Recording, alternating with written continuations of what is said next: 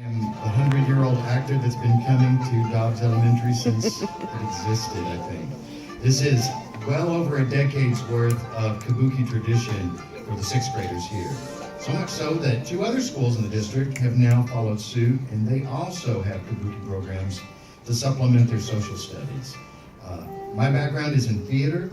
I'm a stage and voice actor, and I love Kabuki theater. I got my training at Dallas Children's Theater in Dallas, not Japan, and I've been sharing it for the last almost 30 years throughout the area.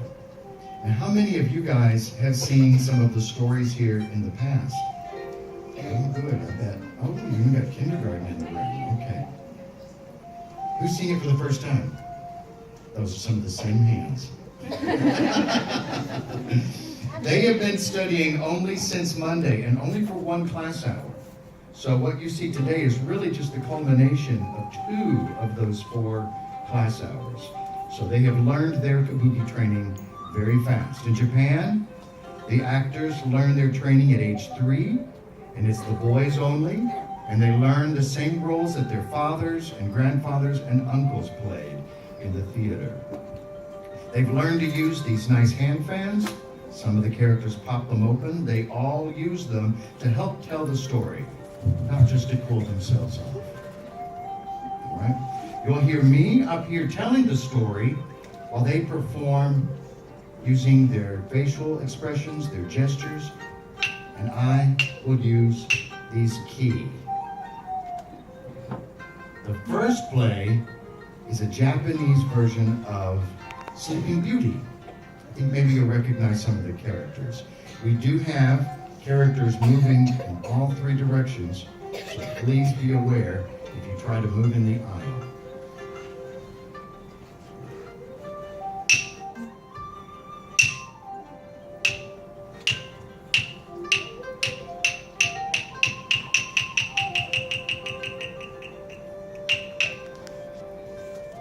Long ago, in the royal garden, 2 beautiful empresses and their lovely fairy assistants were strolling sadly. They were so sad. Sad because the empresses had no children. And so they went. And then they thought they heard a voice. They looked one way, the other, but seeing no one, continued weeping. And then again they heard the voice. It was a small voice that might have been the voice of a prince. They looked one way, the other, and still seeing no one, continued weeping. And then again they heard the voice. They looked and saw a magic frog sitting on a floating lily pad. Good morning, Your Majesty. Wishes for a small fee. You say you want a child, girl, or boy? Mild or wild? I grant it now for free. Good morning, Your Majesty. At the birth of Beauty, there was a great celebration. Many guests. The delicate young ladies, including their fathers, the emperor, brought in by the magic frog. Proud, wealthy men.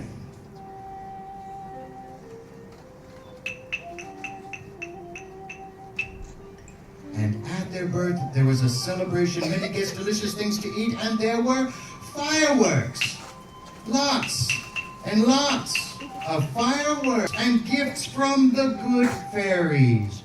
To the children, we offer beauty like the cherry blossom, sweet and delicate, and grace like the butterfly.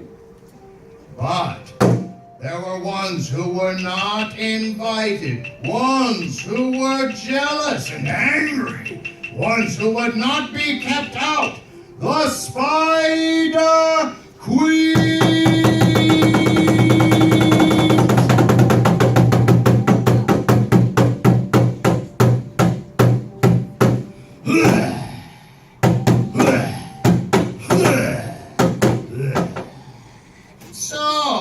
there are to be beauties. Allow us to offer our gifts to them. They will indeed be beautiful, like the cherry blossom, sweet and delicate, and graceful like the butterfly. But, as with all things, they will wither and die. But there was still one good gift left by the fairies. They stood up, and using their fans, to the children we offer sleep. A dream sleep of strong, handsome samurai princes who will awaken them with a kiss.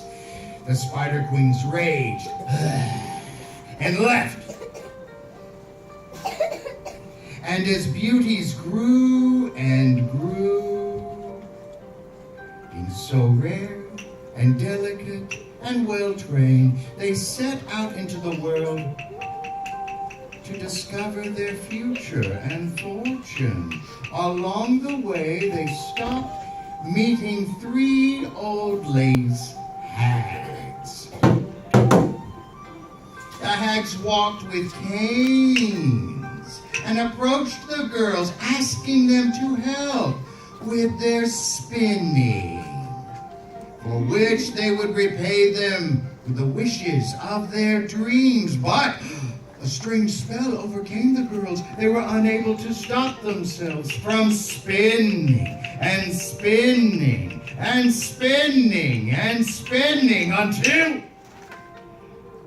asleep, one by one, not dead, but asleep, a dream sleep of strong, handsome samurai princes who would awaken them. And indeed, there were princes, strong, handsome samurai men, warriors, making their way in from a faraway land, hearing the tale of the sleeping beauties, awaiting a kiss. As they arrived, they stepped forward to withdraw their swords from their sheaths, gripped them in their 2 hands, and began to slash and poke and stab at the Spider Queens, and the life in the queens was fading,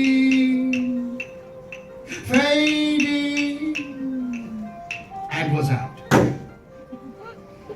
The handsome samurai princess stepped forward, seeing the sleeping beauties and reaching out. A kiss to warm them one by one, and as they sat up turning to see the sights of their handsome rescuers, they giggled behind their fans, looked to their mothers, who bowed deeply, then to their fathers, who also bowed, turning to the center to consent for them to marry. And they lived happily ever after. After a great celebration with many guests, delicious things to eat, and fireworks. Lots and lots of fireworks. The end. Or so they thought.